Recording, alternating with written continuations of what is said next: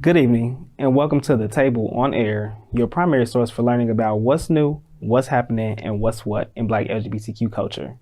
For those that don't know, I know I say that all the time, but for those that don't know, I'm your host, Darius Caffey, and I thank you for showing up to this space. We're about to get real, as always, a little deep, and maybe a little teary, but we're going to have some fun, so stick around for the ride.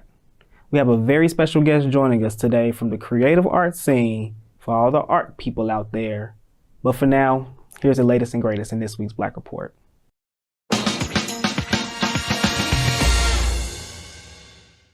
Do you remember when they used to tell us as kids, be seen, not heard? Well, I do. And let me tell you why I've always had a problem with it. When we tell kids or people to be seen, not heard, we're unintentionally telling them that what they have to say is not important. And it conditions them to believe that their presence in spaces is enough. But that's not the truth. Our presence is enough to help us be seen, but if society truly wants to know how we feel about things, we must be heard as well. This is why creating space at the table is simply not always enough. We have to take up space too, especially as Black queer folks.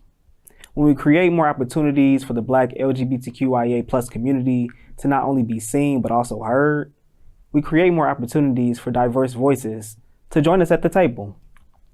Being able to take up space as a marginalized voice helps our experiences become validated and can unintentionally help others validate theirs. When you listen to someone, you are intentionally creating space for them to share their story. And for a lot of us, there's power in telling it. It gives us more control over our own lives, helps us express how we feel, and trains us to become comfortable in the parts of ourselves that we've hidden from the world. I'm here to tell you now that this space at our table is meant for you to be heard. So let's talk. When I think about taking up space and letting our voices be heard, two things come to mind. One is the recent book, We See Each Other by Tre'vell Anderson with a foreword by Angelica Ross. It explores Black trans representation throughout TV and film, which in my opinion is a direct example of us taking up much needed space. Another example of this is the new PBS show, Brave Spaces, hosted by Devin Norrell. In the 8-part docuseries, Black, queer, trans, and non-binary communities come together detailing their experiences about living and existing in society. These stories are important because they help our people be seen for who they are and heard for the things that they've been through, which is really all we ever want.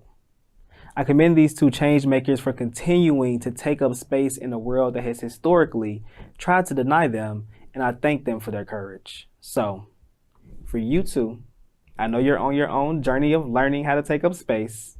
I thank you because it's not an easy fight, but together we will continue to be heard. That's a wrap on our Black Report with a QUE, and until next week, keep finding ways to celebrate yourself.